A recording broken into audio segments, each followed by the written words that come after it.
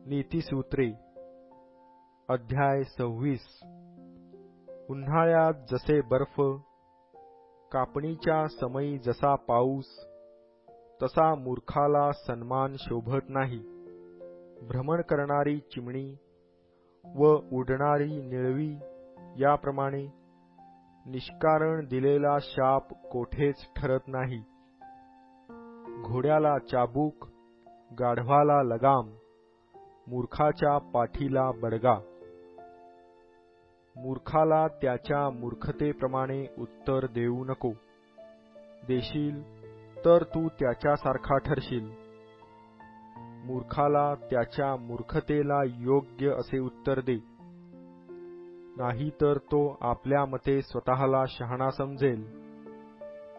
जो मूर्खाच्या हाती निरोप पाठवितो तो आपले स्वतःचे पाय कापून घेतो.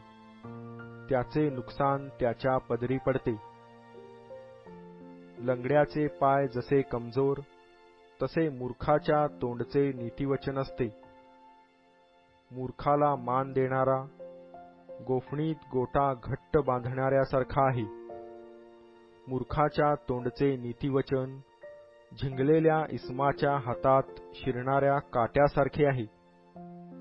कुशल कारागीर सर्व वस्तू सिद्ध करीतो, आणि जो मूर्खाला कामास लावितो तो कोणाही आल्या गेल्यास कामास लावणाऱ्यासारखा आहे.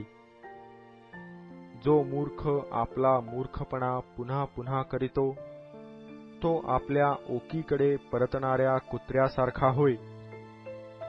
आपल्या शहाणपणाची घमेंड बाळगणारा इसम तुला दिसतो काय? अशा मनुष्यापेक्षा मूर्खाची अधिक आशा आहे. आळशी म्हणतो, रस्त्यावर सिंह आहे, चव्हाट्यावर सिंह आहे. दरवाजा आपल्या बिजागऱ्यांवर फिरतो, तसा आळशी आपल्या अंथरुणावर लोळतो. आळशी आपला हात ताटात घालितो, तो परत तोंडाकडे नेण्यास त्याला श्रम वाटतात. योग्य उत्तर देणाऱ्या 7 जणांपेक्षा आळशी आपणाला शहाणा समजतो. दुसऱ्याच्या तंट्यात पडून संतप्त होणारा सहज जवळून जाणाऱ्या कुत्र्याचे कान धरून ओढणाऱ्यासारखा होय. जो आपल्या शेजाऱ्याला फसवितो आणि म्हणतो की मी थट्टा नव्हतो का करीत, तो कोलिते, बाण व मारक शस्त्रे फेकणाऱ्या वेड्यासारखा आहे. सरपण नसल्यामुळे विस्तव विझतो. कानाशी लागणारा कोणी नसला म्हणजे तंटा मिटतो. निखाऱ्यास जसे कोळसे, विस्तवाला जसे सरपण, तसा भांडण पेटविण्यास भांडखोर लागतो.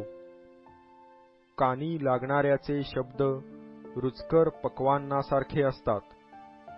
ते पोटात अगदी खोल शिरतात. वाणी कळवळ्याची पण मन दुष्ट असणे हे रुपयाचा मुलामा दिलेल्या मडक्यासारखे होय. द्वेष्टा आपल्या वाणीने खोटा बहाणा करीतो, पण अंतर्यामी कपट बाळगितो. तो गोड गोड बोलतो तेव्हा त्याच्यावर विश्वास ठेवू नको, कारण त्याच्या हृदयात 7 विषय आहेत. त्याचा द्वेष धूर्ततेने झाकला आहे, तरी समाजापुढे त्याची दुष्टता उघडकीस येईल. जो खाच खणतो तो तीत पडेल. जो धोंडा लोटितो त्याचवर तो उलट येईल. लबाड जिव्हा आपण घायाळ केलेल्यांचा द्वेष करीते. खुशामत करणारे तोंड नाशाला कारण होते.